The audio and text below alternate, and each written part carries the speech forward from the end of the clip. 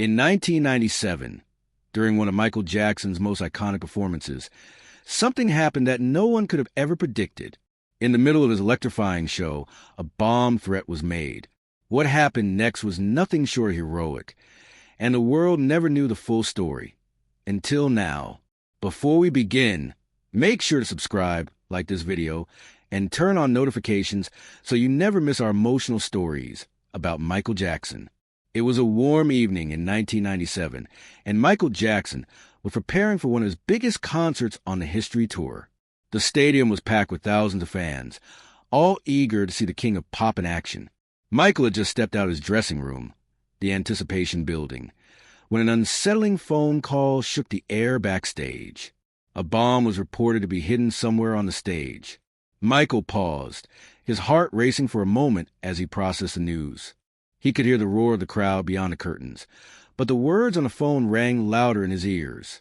For a brief moment, he stood frozen, unsure of how to respond. The pressures of being Michael Jackson, constantly under media's watchful eye, always seemed to weigh heavily on him. But this was something entirely different. It wasn't just his career at risk. It was his life, and the lives of every person in that arena. With no time to waste, he made a decision that would define the man behind the music. Backstage, time seemed to stretch in unnatural ways. Seconds felt like minutes, and minutes felt heavy enough to crush the air in the narrow corridors behind the stage. The message had been delivered quietly, almost too quietly, as if whispering it might lessen its weight. A bomb threat, somewhere on or near the stage. No clear location, no certainty.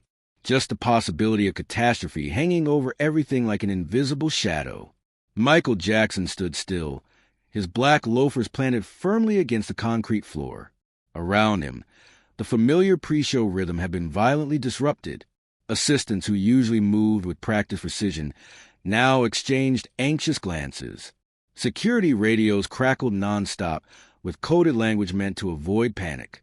The smell of stage fog mixed with sweat and electrical heat, creating a suffocating atmosphere that pressed against Michael's chest. For years, chaos had followed him everywhere. Screaming fans, relentless paparazzi, tabloid lies, false accusations, exhaustion that no sleep could cure. But this was different. This wasn't emotional danger. This was physical, immediate, final. A senior security coordinator approached him, lowering his voice. "Michael, we need a moment. There's a situation." Michael nodded slowly. His face was calm, almost unnervingly so, but inside his thoughts collided violently. He had performed under pressure before, sick, injured, heartbroken, but never with the knowledge that something beneath his feet could explode without warning. He glanced at a nearby monitor showing the crowd. Tens of thousands of fans packed shoulder to shoulder, glowing wristbands flickering like stars. Children on their parents' shoulders, couples holding hands. People who had traveled across countries, even continents, to see him for a few hours. They trusted him. They believed this night would be unforgettable for the right reasons. Security protocols began unfolding rapidly. Plainclothes officers blended into the crew. Dogs were quietly guided toward restricted areas. Bomb specialists were called, but distance and time were enemies no one could negotiate with. Canceling the show was a logical option, the safest one. Yet logic had never fully governed Michael Jackson's life. A tour manager whispered urgently, "We can delay the show. We can make an announcement. The audience doesn't know anything yet." Michael closed his eyes for a brief moment. Silence filled his mind, rare, sacred silence. And in that stillness, memories surfaced uninvited. He saw himself as a child on stage, smiling while terrified inside. He remembered concerts where painkillers barely masked physical agony. He remembered nights when fear sat beside him like an unwanted companion. Fear was familiar. He knew its voice. And he knew something else, too. If panic reached the crowd, chaos would follow. Thousands rushing for exits. People tripping, children separated from parents. Even without a bomb, people could be hurt, killed. The responsibility felt unbearable. Michael opened his eyes. "Have they found anything?" he asked softly. "Not yet," security replied. "But the threat is credible enough that we have to take it seriously." His heartbeat slowed, not because the danger was gone, but because a decision was forming. Michael Jackson had always believed that energy traveled, fear included. If he panicked, everyone around him would too. If he stayed calm, perhaps calm would ripple outward. Still, doubt crept in. What if this was the one moment bravery turned into recklessness? What if his need to protect others ended up costing his own life? He thought of his children. Their faces appeared instantly in his mind, clear and painful. He imagined them growing up hearing stories not as music, but of a tragedy tied forever to his name. The thought nearly broke him. A makeup artist gently touched his arm, her hand trembling. "Michael, are you okay?" He looked at her and offered a small smile, the kind he used when he wanted others to feel safe, even when he wasn't. "I'm all right," he said. "We'll be all right." But inside, the storm intensified. The stage manager counted down minutes. The opening cue was approaching. The lights were ready. The band was waiting. Everything was prepared for magic, except the unseen danger lurking beneath it all. Another security update came through the radio. Still nothing found. Still searching. Still uncertain. Michael stepped closer to the curtain, feeling the vibration of the crowd through the floor. The sound was overwhelming, chanting his name, stomping, screaming.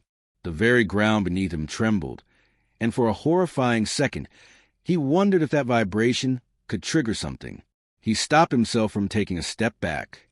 This was the moment, the line between retreat and resolve.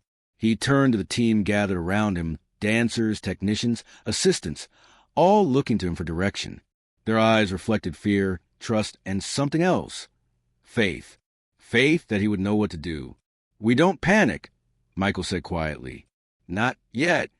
A few exchanged looks, unsure they had heard him correctly. "We proceed carefully," he continued. "No sudden moves. No announcements. If there's danger, we handle it calmly." "But Michael," someone began. "I know," he interrupted gently. "I know the risk, but I also know what panic can do." The room fell silent. He wasn't denying the threat. He was choosing how to face it. As the final second before the show ticked away, security intensified their search beneath the stage, in equipment bays, behind speakers, under risers, places the audience would never think to look. Each second that passed without discovery felt both like relief and a warning. Michael adjusted his glove, straightened his jacket, small rituals that grounded him. This was a calm before the storm, and he felt it deep in his bones. The curtain began to rise. The roar of the crowd exploded into thunderous sound, flooding the stage with energy so powerful it nearly erased fear entirely. Almost. Michael took his first step forward, not knowing if it was toward triumph or disaster. And somewhere beneath the stage, unseen and unresolved, the threat remained. As Michael Jackson took the first step onto stage, the world around him seemed to fall away. The crowd's deafening roar, the brilliant lights blinding him momentarily, all of it blurred into a distant hum. His heartbeat, which had been racing backstage in the chaos, now slowed to a rhythmic pulse that matched the steady thrum of the music that began to fill the arena. Billie Jean began, its signature bass line reverberating through the speakers, and the crowd erupted into a frenzy of excitement. But even amidst the screaming fans and the flashing cameras, Michael's mind was somewhere else, haunted by the question that would not leave him. Would they find the bomb in time? Was it really there, or was it a sick joke? Could he afford to keep performing, knowing that danger might be lurking just beneath his feet? Each movement of his iconic moonwalk was deliberate, his body gliding across the stage as if he was in perfect control. But in the deepest corners of his mind, something darker and far more urgent gnawed at him. There was a bomb beneath the stage, and he didn't know where, how, or when it might explode. But it was there, somewhere. The thought remained ever present. He felt the heavy weight of it, the responsibility not just to his audience, but to the people behind the scenes who depended on him to keep them calm. The crew, his dancers, the band, all of them were there, too, feeling the tension, sensing that something was wrong, but unable to speak it aloud. They trusted him, but did he trust the situation? His feet shifted into familiar, graceful glide of the moonwalk, and for a split second, everything around him seemed to vanish. The music, the stage, the world. Everything fell away, and it was just him. It was his moment, his time to shine, as he had done 1,000 times before. But this time, there was an invisible weight bearing down on him that he couldn't escape. He had always been a perfectionist, a man obsessed with the idea of giving his audience everything he could, every time. But now, the stakes were higher than ever. A momentary misstep, a miscalculation, could change everything. What was he supposed to do? The question churned in his gut. Still, he performed. There was no other choice. There could be no delay. The show had to go on. His mind flashed back to earlier moments in his life, where his instinct had driven him forward in the face of fear. The many times when his body had been racked with pain, but he pushed through, delivering for his fans. The times when his heart had broken, but he had buried that pain beneath the mask of the performer. Tonight, though, he wasn't just battling personal demons. He was facing the unknown. As he moved through the routine, his dancer performed with the same precision they had been trained to achieve. Each leap, each twirl, each synchronized movement was flawless. But beneath that perfection, there was a rising sense of unease among them. Michael's eyes scanned the back of the stage, looking for any sign of movement, any indication that the bomb squad had found something. The entire backstage area had become a hive of activity, and the only thing keeping the panic at bay was the professionalism of the crew. But the audience had no idea. To them, Michael Jackson was the king of pop, immortalized in his music and his charisma. To them, there was no crisis. There was only the music, the magic, the man who had given them everything. But for Michael, this moment of sheer entertainment was now deeply laced with fear, uncertainty, and anxiety. He danced through it all, each step a defiant statement that he would not be controlled by fear. As he executed a perfectly timed spin, his eyes darted again to the side stage, where security was still in motion. He could hear the faint crackle of radios, the distant buzz of instructions being relayed. But the audience, they were lost in the spectacle, cheering louder with every move, their applause drowning out the heavy thoughts that clouded his mind. And then it happened. In the middle of the chorus, as the crowd screamed, a technician in the wings appeared at the side of the stage, signaling with his hand, a small, urgent wave that Michael immediately recognized. His heart skipped a beat, and he instinctively slowed his movement just slightly. The technician's expression was serious, but not alarmed. It was a look Michael had seen too many times when things were running smoothly, yet something was off just beneath the surface. The technician's presence on stage at this moment wasn't normal. The small gesture of the hand was a signal that something was not as it seemed. Without breaking rhythm, Michael tilted his head just enough to convey his awareness. He didn't miss a beat, but his mind began racing. What did the technician know? Was the situation more serious than they had let on? Did they have the situation under control? A deep sense of dread took hold of him, but he refused to let it show. He couldn't. Not now. Not when so many depended on him. He continued to perform, but the joy he usually felt on stage was muted, buried under the weight of the unknown. As the song came to a close, he felt an unfamiliar tightness in his chest. He glanced over his shoulder, where the stage manager, who had been coordinating everything, nodded slightly, his face tense. The technician was now whispering into the manager's ear. The music ended with a bang, the final notes echoing into silence. The lights shifted, and for a split second, the stage was bathed in darkness. It wasn't part of the performance. It was unplanned, an unscheduled interruption that sent a chill down Michael's spine, a momentary silence that felt deafening.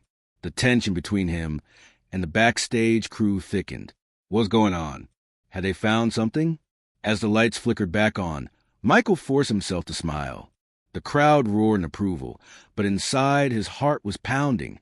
He couldn't leave the stage. He couldn't afford to show any weakness. His vulnerability had always been his music, his dance, his ability to get himself to the world. But tonight, he had to give more than that. He had to give them his courage, his strength, his resilience.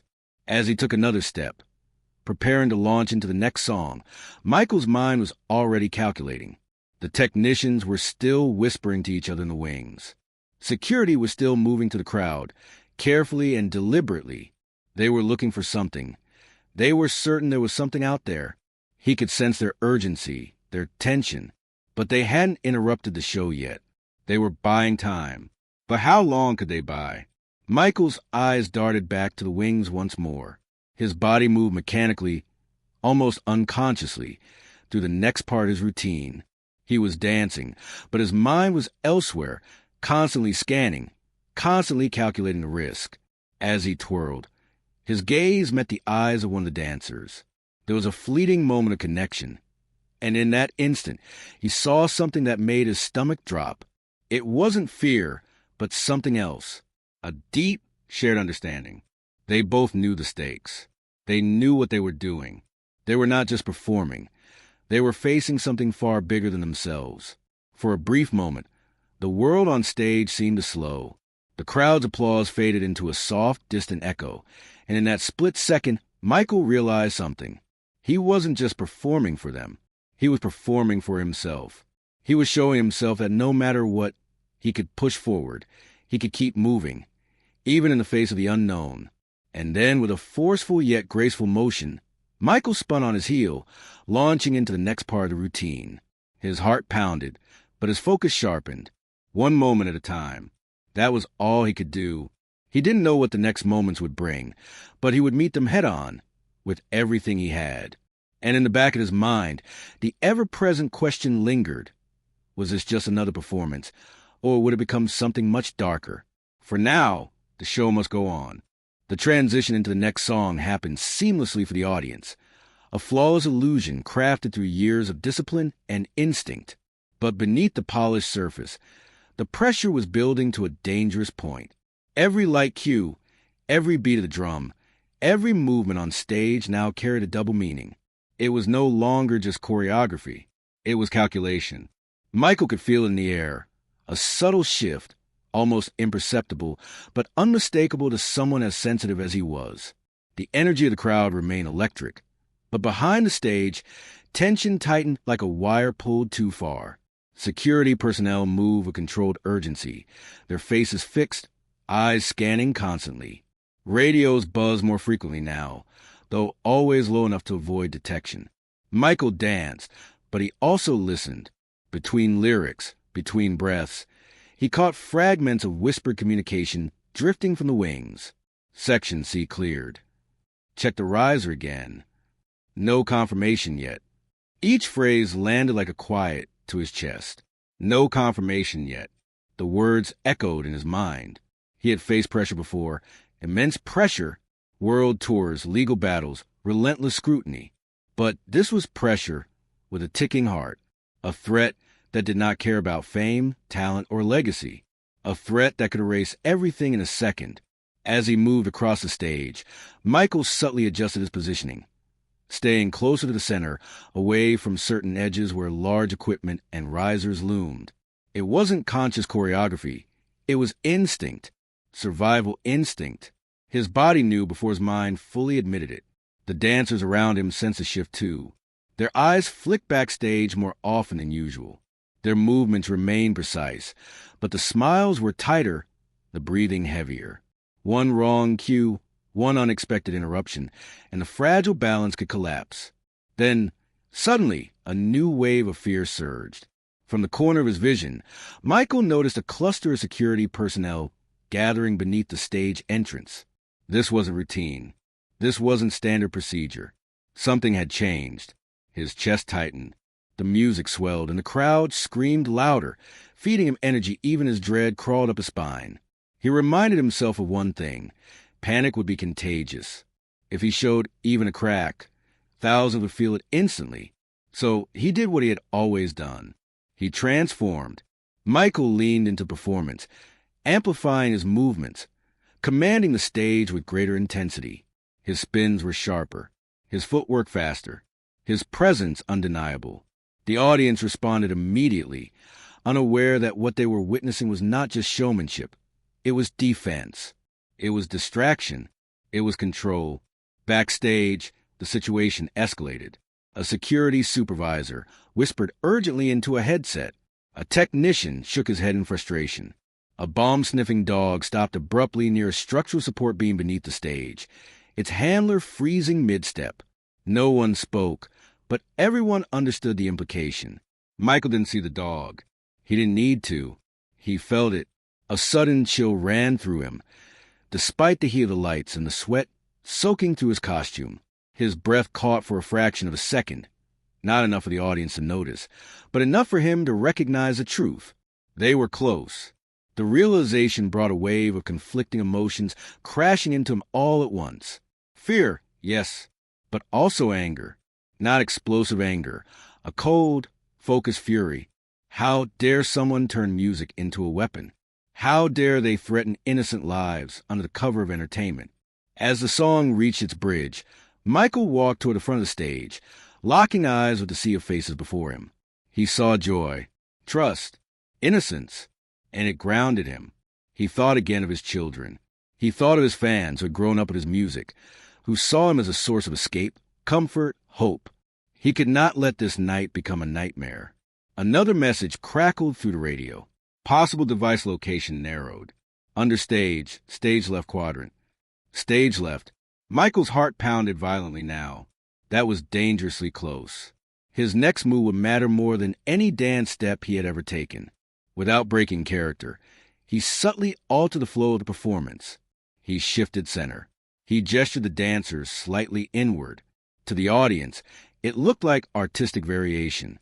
To security, it was a silent signal. I understand. I'm cooperating. The coordination was unspoken but precise. Still, time was slipping. Every second the show continued was another second of risk. But stopping suddenly could cause chaos, and chaos could be just as deadly. The margin for error was razor thin. Michael felt the weight of the decision pressing against his ribs. Should he stop the show? Should he trust the team beneath the stage to resolve it? Should he gamble everything on calm? Then, for the first time since stepping on stage, doubt nearly won. What if he was wrong? What if continuing was a mistake everyone would question forever? His legs felt heavy for a brief moment, the rhythm faltering just enough for him to notice. The music carried him forward, but inside, the storm raged louder than ever. He caught himself. No, this was not the moment to hesitate. Michael raised his chin, eyes blazing with renewed determination. He leaned into the microphone, delivering the next lyric with raw intensity. Not as a performer, but as a man refusing to surrender to fear. Under the stage, technicians worked with surgical focus, hands steady despite the stakes. Sweat dripped onto metal flooring as wires were traced, packages examined, possibilities eliminated one by one. The device, or what they feared was one, was partially concealed, its nature still uncertain. Real or fake, active or inert. No one knew yet. On stage, the final notes of the song rang out. The crowd erupted again, louder than before, feeding off the heightened emotion they couldn't explain. Michael stood still for half a beat longer than planned. In that pause, the world seemed to hold its breath. Then he turned sharply, preparing to move into the next segment of the show, a segment that would bring him even closer to the area under investigation. Backstage, security exchanged alarmed looks. If they didn't act soon, the decision would be taken out of everyone's hands. And as Michael stepped forward, unaware of how little time remained, one truth became terrifyingly clear. The night had reached a breaking point, and whatever was hidden beneath that stage was about to change everything. Beneath the thunder of applause and the illusion of absolute control, the truth finally began to surface. Under the stage, the air was thick with dust, sweat, and tension so intense it felt tangible. A narrow beam of light cut through the darkness as a bomb technician crouched low, eyes locked on an object partially concealed behind a structural support. It wasn't large. It wasn't dramatic. That was what made it terrifying. A small metal case. Wires. A timer-like component. Not a joke. Not a rumor. Not speculation. This was real. The technician raised a clenched fist. The silent signal that stopped all movement. Radios went quiet. Even breathing seemed too loud. In that frozen moment, every scenario raced through their minds. If it was live, they had minutes at best. If it was unstable, even touching could trigger disaster. Above them, Michael Jackson was dancing directly over threat. The realization sent a wave of dread through the security command chain. One wrong call now could cost thousands of lives. including the most recognizable man on the planet. A supervisor whispered urgently into his mic, his voice barely steady. "We have confirmation. Object is consistent with an improvised explosive device. Repeat, consistent with an IED." The words traveled fast. Backstage, faces drained of color. Some closed their eyes. Others stared in disbelief. No one spoke the unthinkable truth aloud, but everyone understood it. Michael had to be told. But how? You couldn't run onto the stage. You couldn't cut the sound abruptly. You couldn't shout. Panic would erupt instantly. The stampede alone could kill people before any device ever did. So they chose the only option left. They would tell Michael silently. A trusted stage manager stepped into position at the wing, his heart pounding so violently he thought it might give him away. He caught Michael's eye at the end of the sequence, just long enough to deliver a subtle but unmistakable signal. 2 fingers to the chest, then downward, a gesture they had rehearsed years earlier for emergencies no one ever believed would happen. Michael saw it, and everything inside him changed. For the first time that night, the uncertainty vanished, replaced by something far worse. Confirmation. His breath caught in his throat, though his body never stopped moving. The music continued. The lights blazed. The crowd screamed.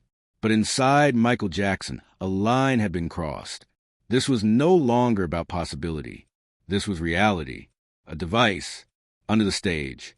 Now, his mind exploded with thoughts all at once. Distance. Timing. Crowd density. His children. His mother. The fans closest to the stage. The dancers beside him who had no idea how close they were to death. Fear surged, raw and powerful. But it did not control him. Something else rose instead. Clarity. Michael had lived his entire life preparing for moments like this, even if he didn't know it. Years of learning how to hide pain, how to command attention, how to redirect energy, how to control chaos with presence alone. This was no longer a concert. It was a crisis, and he was the only one who could buy time. Without missing a beat, Michael altered the performance again, more decisively this time. He moved deliberately toward the opposite side of the stage, drawing the audience's focus with exaggerated motion and commanding gestures. The dancers followed instinctively, unaware they were being guided away from danger. To the crowd, it looked like brilliance. To security, it was genius. Every step he took away from the device increased the margin for survival, however small. Every second he held their attention reduced the chance of panic. Under the stage, technicians worked feverishly. The device was examined more closely now. It was crude but functional, not military grade, not sophisticated. That was both a relief and a curse. Crude devices were unpredictable. The timer was active. No one knew how much time remained. Michael's heart pounded so hard he felt in his ears, but his face remained calm, almost serene. Sweat streamed down his temples, not from the heat, but from the effort of suppressing terror. He locked eyes with the audience again, lifted his arms as if inviting them deeper into the moment. He was protecting them, even if they would never know. Backstage, someone whispered, "We need to stop the show." Another voice responded instantly, sharp and absolute. "Not yet. Not while he's holding them." Michael heard none of it, but he felt the weight of that responsibility settle fully onto his shoulders. For the first time in his career, the performance wasn't about art or legacy or perfection. It was about survival. He adjusted the set list on the fly, signaling the band subtly to extend a musical break. More time. Just a little more time. The music stretched hypnotic, pulling the crowd deeper into rhythm and emotion. Under the stage, a technician began the defusal process. Hands steady, movements precise. One wrong cut would end everything. Michael stood near the edge of the stage now, the farthest point from the device, holding the crowd in the palm of his hand. He spoke briefly into the microphone, his voice calm, warm, reassuring. "Let's stay together tonight," he said. "All of us." The crowd erupted, unaware those words carried a meaning far deeper than anyone could imagine. Seconds passed like hours. Then, beneath the stage, a breath was released. The timer stopped. The device was disabled. It wasn't applause that erupted backstage. It was silence. Stunned. Shaking. Disbelief. The supervisor whispered into his radio, voice trembling. Device neutralized. Repeat, device neutralized. On stage, Michael felt it before he heard it. A subtle shift. A release. A tension lifting that he hadn't realized was crushing him until it was gone. His knees nearly buckled, but he stayed standing. The show continued, because now it could. Yet as Michael danced into the next movement, one truth burned into his soul. Nothing about this night would ever leave him. The bomb had been real. The danger had been real. And the choice he had made to stay, to lead, to protect, had changed him forever. But the audience still didn't know. And perhaps they never would. As the final notes of Billie Jean faded into the night, a hush fell over the crowd. It wasn't a calm, soothing silence, but a thick, heavy pause that hung in the air like a breath not yet released. For Michael Jackson, every second stretched, every movement felt slower, more deliberate. But outwardly, to the thousands of eyes watching him, nothing had changed. He was still the king of pop, the dazzling performer who seemed impervious to time, to pressure, and to fear. But beneath the surface, everything had changed. The weight of what had just happened crushed down on him, pressing against his chest like a physical force. He had just survived something that, by all accounts, he should not have survived. Yet, the show had gone on. He had kept the audience unaware, entertained, and, most importantly, safe. He had kept them in the dark, and for good reason. The world did not need to know how close they had come to catastrophe. But for Michael, the realization that death had been so close, that the line between life and destruction had been so thin, was a truth that would not simply fade away when the music stopped. His mind was racing. The adrenaline that had fueled him through performance was starting to ebb, leaving him with a raw, aching exhaustion that threatened to consume him. The night was far from over, yet already felt like it had lasted a lifetime. He moved to the side of the stage as the final notes echoed through the stadium, the cheers of the audience still deafening but distant in his ears. The backstage crew had quickly gotten to work, checking every corner of the venue, ensuring that the danger had passed. The bomb squad was on its way, but the fact that they had already neutralized the device gave everyone a sense of reluctant relief. But Michael was far from relieved. He stood at the edge of the stage, eyes closed for a moment, letting the roar of the crowd wash over him as he fought to regain his composure. His breath came in shallow gasps, his heart still racing, but he could not let himself show it. Not yet. The applause continued to thunder, an overwhelming show of love and admiration. His fans were oblivious to the fact that he had just faced the most terrifying moment of his career. They didn't know that, just moments ago, his life and theirs had hung in the balance. And yet, there he stood, smiling, acknowledging the crowd with a wave of his hand, as though nothing had happened, as though he hadn't just stared into the abyss and come back with his heart still beating. But now, as the adrenaline began to dissipate, Michael could no longer ignore the toll it had taken on him. He had felt the danger, the suffocating weight of fear, but he had refused to let it control him. It was what he had always done, faced down the impossible and made it look effortless. But now, in the silence after the performance, there was no audience to distract him from the truth. Michael was alone with himself. He retreated into his dressing room, closing the door softly behind him. The lights were dimmed, the faint hum of the backstage activity just a whisper in the distance. He sank into the nearest chair, his body suddenly heavy with exhaustion. His hands shook as he wiped his face, still feeling the sweat that clung to his skin, the remnants of performance that had kept him alive, both in body and spirit. For a long moment, he allowed himself to just breathe, to process what had happened. The fear had been real. The danger had been real. But so had the strength he had found within himself. It wasn't just about dancing, about being a performer. It wasn't just about making music and creating magic. It was about something deeper, something he had never fully recognized until that night. Michael had always been a survivor, even when he didn't know he was. And tonight, he had survived something unimaginable. The door to the dressing room opened, and one of his closest confidants, his longtime friend and manager, stepped inside. The look on his face was unreadable, a mixture of relief and lingering concern. You did it, Michael, the manager said quietly, his voice thick with emotion. You saved them. You saved all of them. Michael didn't respond immediately. Instead, he ran a hand through his hair, his thoughts still clouded. I didn't do anything, he said softly, his voice low, almost defeated. I just kept going. I didn't have a choice. But you made that choice, the manager insisted. You could have stopped. You could have walked off stage. But you didn't. You kept them calm.